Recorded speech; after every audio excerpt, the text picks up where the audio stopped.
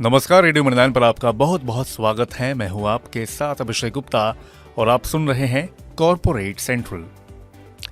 मीशो ने किस सेक्टर में उतरने की बनाई योजना, कहां पहुंचा जी सोनी मर्जर विवाद, स्पाइसजेट के लिए क्या राहत की खबर आई, ग्रासिम के राइट्स इशू को मिला कैसा रिस्पॉन्स, बताएंगे आपको। और इसके अलावा भी होंगी कॉर्पोरेट जगत से जुड़ी कई और बड़ी खबरें। तो चलिए शुरू करते हैं कॉर्पोरेट सेंट्रल। कृष्णा डायग्नोस्टिक के शेयर में आज करीब 4% की बढ़त के साथ 730 रुपए तक का उछाल देखने को मिला। दरअसल महाराष्ट्र सरकार ने इस कंपनी को राज्य के 17 जिलों में सेवाएं देने के लिए चुना है। महाराष्ट्र के स्वास्थ्य सेवा आयुक्त ने जिला अस्पतालों में कंपनी का MRI और CT स्कैन की सुविधा देने के लिए चुनाव किया है। पर कारोबार की समाप्ति पर यह शेयर करीब 0.25% की कमजोरी लेकर 697 रुपए के स्तर पर बंद हुआ। KEC इंटरनेशनल के शेयर में आज 3% तक का उछाल देखने को मिला। इस कंपनी को कुल 1304 करोड़ रुपए के नए ऑर्डर हाथ लगे हैं। कंपनी को ये ऑर्डर भारत, सार्क देशों और अमेरिका से मिले हैं, जो कि T&D प्रोजेक्ट से जुड़े हैं। इन ऑर्डर्स में भारत और विदेशों से कई प्रकार के केबल की सप्लाई से जुड़े ऑर्डर्स भी शामिल हैं। खबर के चलते कारोबार के अंत में शेयर करीब 1% की बढ़त के साथ 629 रुपए 70 पैसे के स्तर पर बंद हुआ।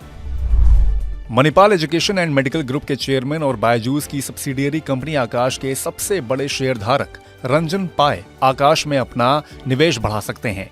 एक रिपोर्ट के मुताबिक आकाश में रंजन पाय की ओर से 5 से 6 करोड़ डॉलर का अतिरिक्त निवेश किया जा सकता है, जो कि अहम स्टूडेंट एनरोलमेंट सीजन से पहले हो सकता है। आपको बता दें कि कुछ समय पहले रंजन पाय ने आकाश को दिए गए कर्ज को 40% इक्विटी हिस्से में तब्दील कर लिया था। जेट एयरवेज के कर्ज समाधान के लिए सफल बोली लगाने वाले जलान का लॉक कंसोर्टियम यानी कि JKC ने सोमवार 29 जनवरी को सुप्रीम कोर्ट के सामने नई योजना रखी है। इस योजना के तहत JKC ने 150 करोड़ रुपए की बैंक गारंटी को नए इंस्ट्रूमेंट से तब्दील करने का प्रस्ताव सामने रखा है। इस प्रस्ताव के मुताबिक लेंडर्स की ओर से बैंक गारंटी रिलीज करने के 7 दिन के अंदर कंसोर्टियम 150 करोड़ रुपए की रकम जमा कर देगा। इस खबर के चलते जेट एयरवेज का शेयर आज करीब 1/4% गिरकर 54 रुपए 85 पैसे के स्तर पर बंद हुआ।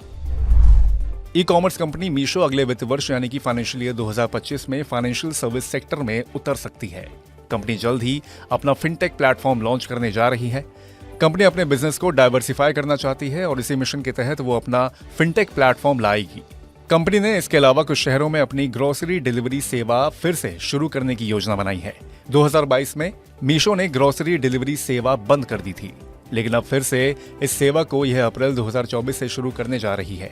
इस कंपनी की कमीशन हासिल करने की मंशा से क्रेडिट मार्केट प्लेस के साथ शुरुआत करने की योजना है।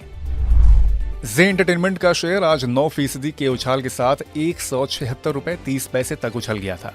असल में जी एंटरटेनमेंट ने कलवेर मैक्स यानी कि सोनी पिक्चर्स नेटवर्क और बांग्ला एंटरटेनमेंट प्राइवेट लिमिटेड यानी कि BEPL के दावों के खिलाफ सिंगापुर इंटरनेशनल आर्बिट्रेशन सेंटर में मामला दर्ज किया है, जिसको लेकर कल 31 जनवरी को सुनवाई होगी।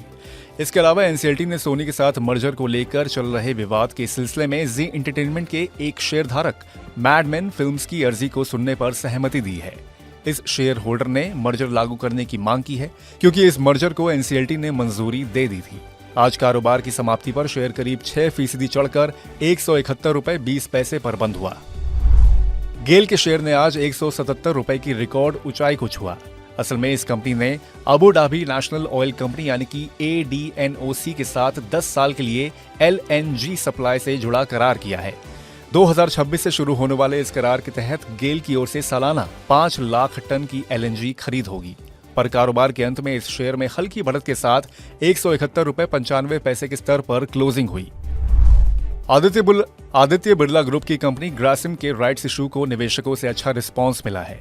17 जनवरी को खुलकर 29 जनवरी को बंद हुए इस इशू को करीब 2 गुना ज्यादा बोलियां मिली हैं। स्टॉक एक्सचेंजों को दी गई जानकारी के मुताबिक इस इशू में कुल 4.34 करोड़ शेयरों की बोलियां मिली, जबकि कंपनी की ओर से 2.21 करोड़ शेयरों की पेशकश की गई थी। 1,812 करोड़ रुपए के भाव पर जारी शेयरों के जरिए कंपनी ने 4,000 करोड़ रुपए की रकम जुटाई है। खबर के चलते आज ग्रासिम का शेयर करीब 1% की बढ़त के साथ 2,124 रुपए 15 पैसे के स्तर पर बंद हुआ था। लो कॉस्ट एयरलाइन स्पाइसजेट के लिए एक राहत की खबर आई है। खबर यह है कि सोमवार 29 जनवरी को एनसीएलटी ने स्पाइसजेट को विमान लीज पर देने वाली आयरलैंड की कंपनी विल्मिंगटन ट्रस्ट की ओर से दाखिल अर्जी को खारिज कर दिया है। विल्मिंगटन ट्रस्ट ने बकाया रकम का भुगतान न होने के चलते जून 2023 में कंपनी के खिलाफ दिवालिया कार्रवाई शुरू करने के लिए एनसीएलटी का दरवाजा खटखटाया था। खबर के चलते आज स्पाइसजेट का शेयर करीब 1.25% की बढ़त के साथ 65 रुपए 14 पैसे पर बंद हुआ। हालांकि दिन के दौरान शेयर ने 67 रुपए 30 पैसे का हाई भी छुआ था। आज ईपैक ड्यूरेबल के आईपीओ में जारी शेयरों की बाजार में लिस्टिंग हुई और लिस्टिंग निराशाजनक रही। 230 रुपए प्रति शेयर के इश्यू प्राइस के मुकाबले एनएसई पर यह शेयर 221 रुपए के भाव पर खुला, यानी कि इश्यू प्राइस से करीब 4% के डिस्काउंट पर लिस्टिंग हुई है। बावजूद इसके कि ये आईपीओ करीब 17 गुना सब्सक्राइब हुआ था। इस आईपीओ के जरिए कंपनी ने कुल 640.05 करोड़ रुपए जुटाए हैं। कारोबार की समाप्ति पर ईपैक ड्यूरेबल का शेयर 221 रुपए के ओपनिंग प्राइस से करीब 6% गिरकर 208 रुपए 15 पैसे पर बंद हुआ, जो कि 230 रुपए की इश्यू प्राइस से करीब 9.5% नीचे है। बीएलएस ई सर्विसेज के आईपीओ को निवेशकों ने पहले दिन हाथों हाथ लिया। ये आईपीओ पहले 1 घंटे में ही पूरा सब्सक्राइब हो गया था। पहले दिन की समाप्ति पर इस आईपीओ को 15 गुना से ज्यादा बोलियां मिली। आईपीओ में रिटेल का हिस्सा सबसे ज्यादा 49.15 गुना, एनआईआई का कोटा 29.66 गुना और क्यूआईबी का कोटा 2.19 गुना भरा है।